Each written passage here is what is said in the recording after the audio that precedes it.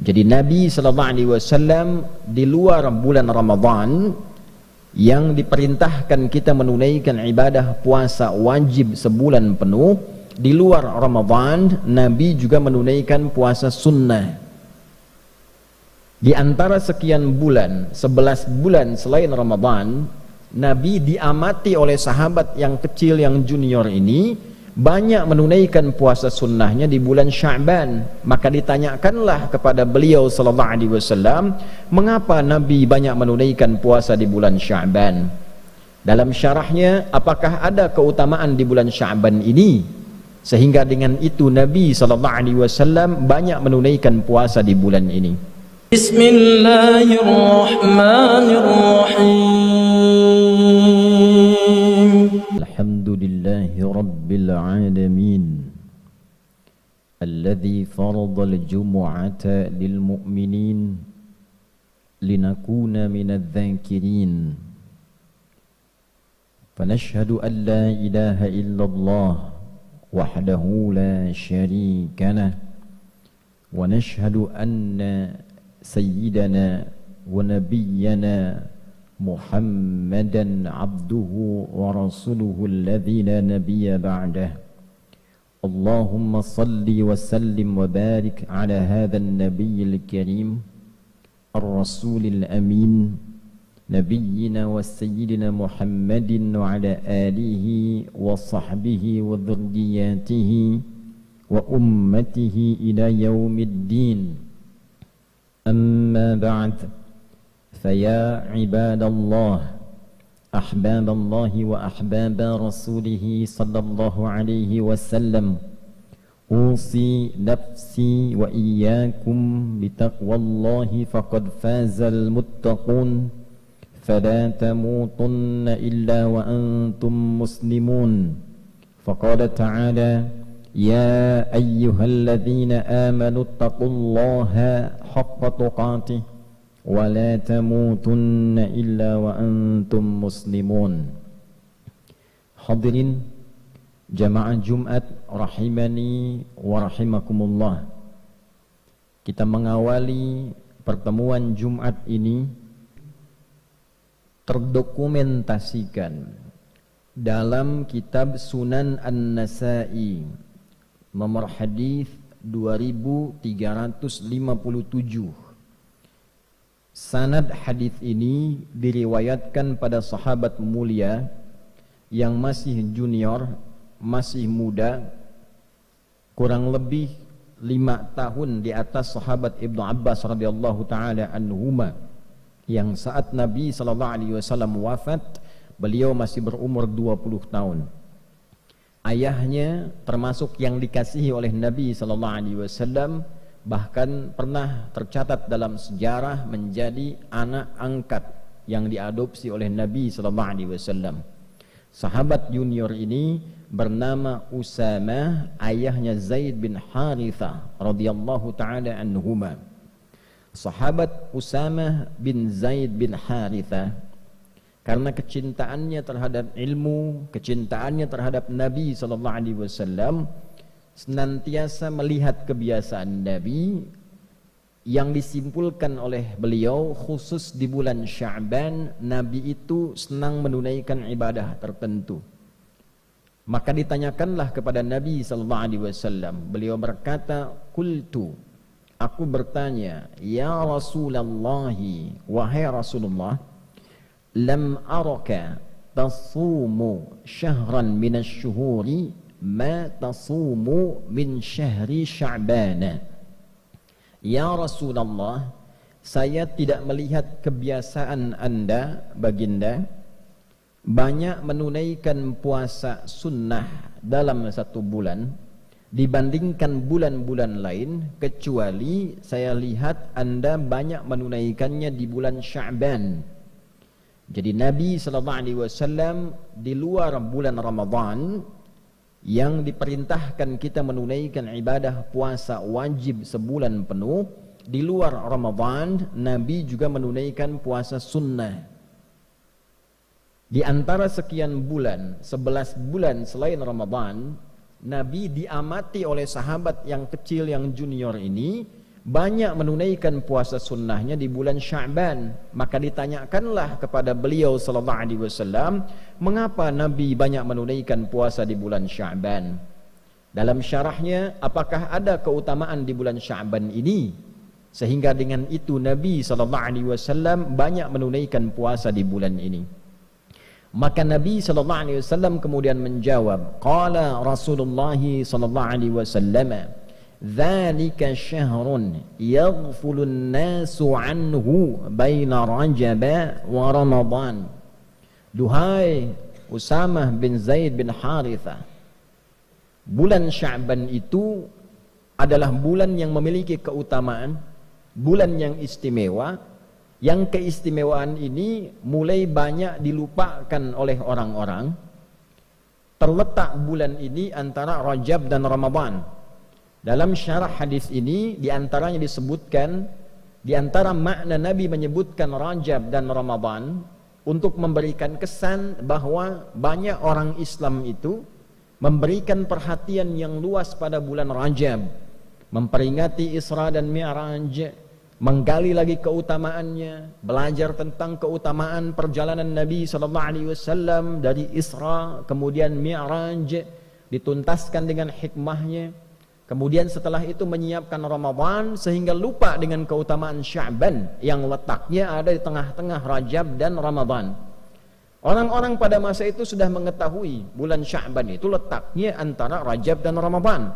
Tapi Nabi menyebutkan posisi ini dan disebutkan Rajab dan Ramadannya ingin memberikan kesan kepada umat Islam, umatnya Nabi Muhammad SAW, saking kita fokusnya peringatan di bulan Rajab, Isra dan Mi'raj, banyak pengajian, banyak sekali ceramah, kemudian menyiapkan Ramadan, lupa bahwa Sya'ban pun punya keistimewaan yang tidak ditemukan di bulan-bulan yang lainnya. Saking istimewanya Nabi banyak menunaikan puasa sunnah di bulan Sya'ban ini. Maka apa keistimewaannya Rasulullah? Wa huwa syahrun turfa'u fihi al-a'malu ila rabbil alamin wa uhibbu an yurfa'a 'amali wa ana sha'imun. Di bulan Sya'ban itu adalah bulan istimewa, waktu saat amalan-amalan kita ditampakkan di hadapan Allah Subhanahu wa ta'ala. Tentu Allah itu sebelum ditampakkan pun sudah mengetahui sifatnya maha. Sebelum dilakukan, sedang dilakukan, setelah dilakukan, Allah maha mengetahui seluruhnya. Tapi disebutkan kalimat-kalimat seperti ini, itu ada maknanya, ada syarahnya. Kalau kita mengaji di ilmu hadis, disebutkan kalimat-kalimat semacam ini untuk menunjukkan bahwa waktu itu begitu istimewa, keadaan itu begitu istimewa. Saking istimewanya amal-amal kita itu disebutkan walaupun sudah diketahui. Misal kita ingin berikan gambaran, menteri-menteri dalam kabinet misalnya bekerja, dia melakukan riset, analisa, penelitian, misalnya di bidang ketahanan pangan, menyiapkan ketahanan pangan terbaik, padinya, untuk ternaknya dan sebagainya.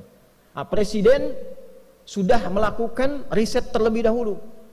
Sebelum menterinya bekerja, presiden menugaskan orang-orang tertentu, coba pelajari di lapangan bagaimana.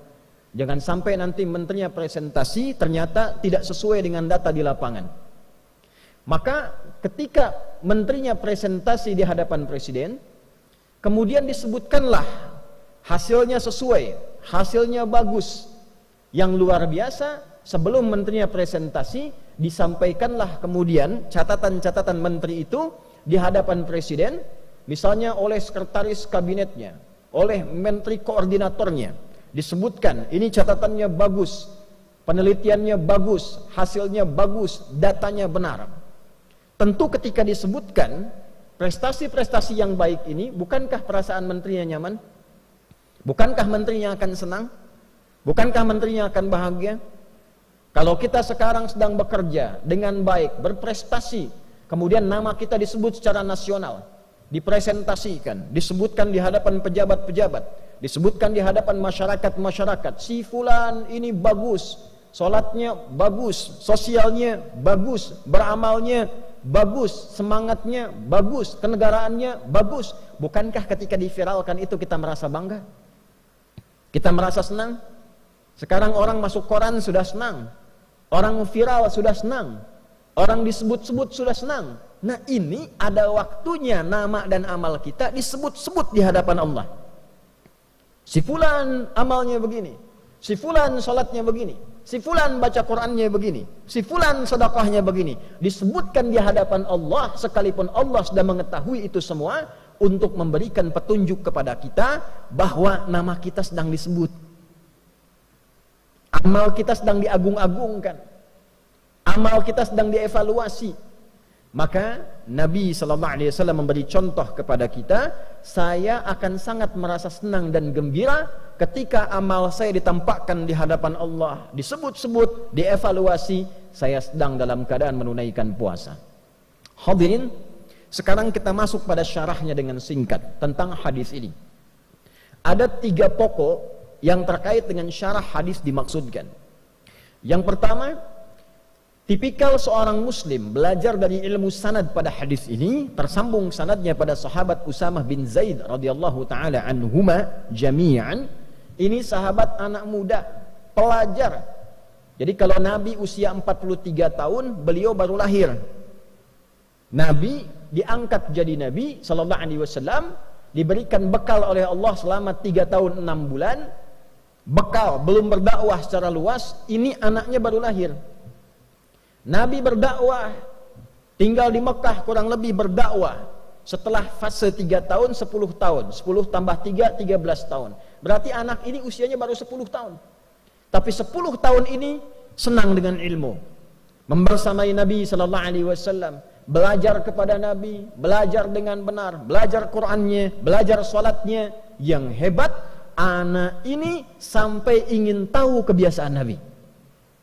Ini memberikan pesan kepada kita dalam ilmu sanad, kalau ada orang pintar, orang hebat, orang soleh, dekati dia, lihat kebiasaannya, lihat bagaimana ia beraktivitas, supaya minimal kita mendapatkan kesolehan dan kepintarannya. Lihat bagaimana cara dia belajar, lihat bagaimana cara dia beribadah, lihat bagaimana cara dia berinteraksi dalam kehidupan sosial. Dulu semua sahabat Nabi begitu. Yang ingin dapat percikan berkah ilmu dari Nabi, maka mereka akan melihat bagaimana Nabi belajar, dibimbing oleh Allah Subhanahu wa taala melalui malaikat Jibril. Itu ditiru kemudian. Ketika Nabi menyampaikan, langsung dipraktikkan. Maka hasilnya seperti sahabat Ali bin Abi Thalib radhiyallahu taala anhu, sahabat Abu Hurairah radhiyallahu taala anhu, Salman Al-Farisi radhiyallahu taala anhu, yang kecil-kecil seperti Abdullah bin Abbas radhiyallahu taala anhuma, Abdullah bin Umar radhiyallahu taala anhuma, Abdullah bin Amr bin Al-As radhiyallahu taala anhuma, termasuk sahabat Usama bin Zaid bin Harithah radhiyallahu taala anhuma jami'an. Kalau belum dapat pintarnya, dapat solehnya, rajin ke masjidnya, rajin bacaan Qur'annya. Kalau sudah soleh dulu, ilmu pasti datang. Karena syarat ilmu mudah diberikan oleh Allah adalah hadirnya kesolehan dalam diri kita, mantapnya hati kita menerima cahaya. Wattaqullah wa yu'allimukumullah. Tingkatkan takwamu kepada Allah, baru Allah tanamkan, ajarkan, pahamkan pengetahuan pada diri kita. Yarfa'illahu alladhina amanu minkum walladhina utul ilma darajat. Kalau ingin diberikan ilmu utul ilma, maka tambahkan imannya dulu. Rajin tahajudnya, rajin zikirnya, rajin salawatnya pada Nabi SAW, semangat dalam belajarnya, semangat dekati Allah. Kalau sudah dekat dengan Allah, diberikan apa yang kita inginkan, termasuk ilmu. Nah, inilah Usamah bin Zaid bin Harithah radhiyallahu taala anhuma jami'an. Maka dalam ilmu sanad, tidak cukup kita mendengarkan matan isi hadis. Lihat orang yang meriwayatkan hadisnya. Siapa mereka? Ada yang di bidang militer, ada yang di bidang kamtibmas, ada yang di bidang niaga, bisnis, ada yang di bidang pengetahuan, ada yang di bidang rumah tangga. Pelajari siapa mereka, bagaimana mereka mengambil ilmu dari Nabi sallallahu alaihi wasallam. Nah, sahabat ini karena melihat kebiasaan Nabi di bulan Sya'ban, artinya apa? Beliau ini orang yang rajin mengamati perilaku Nabi. Karena rajin mengamati perilaku Nabi, dekatlah dengan Nabi dan mendapatkan percikan keberkahan dari keberkahan Nabi sallallahu alaihi wasallam. Maka di era Umar bin Khattab radhiyallahu taala anhu saat menjadi khalifah, beliau presiden, punya Baitul Mal, pusat ekonomi, pusat harta. Pada waktu-waktu tertentu dibagikan ke semua rakyatnya. Jadi beliau melihat potensi di wilayahnya, di negara yang dipimpinnya, apa saja sumber dayanya, apa saja yang diolahnya, dikumpulkan di pusat kumpulan harta namanya Baitul Mal. Setelah itu diberikan kemudian kepada rakyatnya secara merata, sesuai dengan porsi, kebutuhan, dan keutamaannya. Setiap bulan semua rakyat dapat santunan. Yang belum bisa kerja dapat modal, dapat bimbingan. Yang yatim dirawat, yang kehilangan suami dirawat juga. Negara hadir membersamai. Satu kali anaknya Umar bin Khattab radhiyallahu taala anhu mendapat bagian. Ketika dibagikan, setelah itu Usamah bin Zaid dapat bagian juga. Ternyata bagiannya Usamah bin Zaid itu 2 kali lipat dari anaknya Umar bin Khattab, yaitu Abdullah bin Umar bin Khattab radhiyallahu taala anhuma. Anak presiden dapat bagian Baitul Mal, ya, karena presidennya juga tidak tampil dengan kekayaan, hidupnya sederhana. Walaupun orangnya jenius, pintar, hidupnya sederhana, rumahnya sederhana, anaknya pakai baju banyak tambalan dalam bajunya. Dapat santunan dari negara untuk menunjukkan negara hadir dengan porsi yang sama. Walaupun anak presiden, rakyat juga. Walaupun anak seorang pemimpin, sama dengan rakyat juga. Bajunya sama, tertawa bersama, duka bersama. Tapi ternyata ada anak lain yang bukan anak presiden, porsinya mendapatkan 2 kali lipat dari anak presiden. Ini menarik. Maka anaknya bertanya kepada bapaknya yang presiden, "Wahai ayahanda, kenapa Usamah mendapatkan bagian lebih daripada saya 2 kali lipat?" Maka kata Umar bin Khattab radhiyallahu taala anhu, karena Usamah bin Zaid itu lebih dekat hubungannya dengan Nabi, lebih dicintai oleh Nabi. Artinya apa? Nabi lebih mengetahui keadaan Usamah dibandingkan dengan anaknya Umar. Porsi kebutuhannya, kehidupannya bagaimana, lebih dicintai oleh Nabi. Dan bapaknya Usamah lebih dekat kepada Nabi dan lebih dicintai oleh Nabi dari bapakmu. Bayangkan Umar bin Khattab, seorang pemimpin, beliau jadi presiden di era itu, mengatakan pada anaknya, bapaknya Usamah lebih dicintai dan dekat dengan Nabi. Usamahnya lebih dicintai dan dekat dengan Nabi dibandingkan dengan engkau dan dibandingkan dengan bapakmu. Artinya apa? Persahabatan begitu erat, persahabatan begitu mulia. Usamah sudah tidak ada bapaknya, diperhatikan oleh Umar melebihi anaknya sendiri karena ia punya beban kehidupan di atas beban anaknya. Itulah ilmu sanad. Jadi intinya kalau kita memperhatikan dengan baik, belajar dengan baik, ikut orang soleh dan pintar, maka kita akan dapatkan keberkahannya. Yang kedua, hadirin dengan cepat, di dalam hadis ini juga menyampaikan keutamaan bulan Sya'ban. Sekarang kita masih di tanggal 8. Kurang lebih ada 2 pekan lebih, masih ada 12 atau bahkan 21 hari ke depan. 21 hari masih ada keutamaannya. Setiap harinya, nanti di pertengahan bahkan malamnya, seluruh amal kita di bulan ini dibentangkan oleh malaikat, dibacakan, ditampilkan, disampaikan di hadapan Allah Subhanahu wa taala. Jadi malaikat membacakan, si fulan, ya Allah, hamba-Mu baca Al-Quran di hari ini.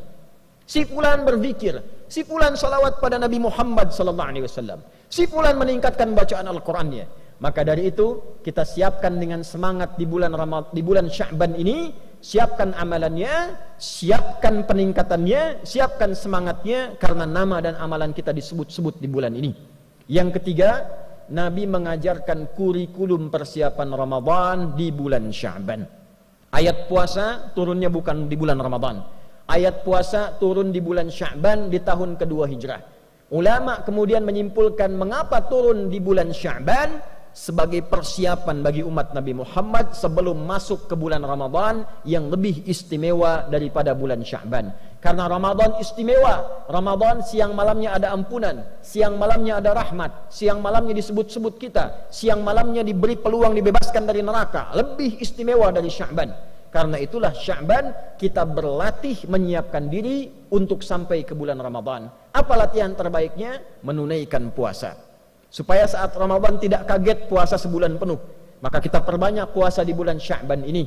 Yang sudah Senin dan Kamis, Senin puasa, Selasa istirahat, Rabu puasa lagi, Kamis puasa, Jumat istirahat. Sabtu bisa istirahat, Ahad bisa istirahat. Perbanyak, yang penting perbanyak. Senin puasa lagi.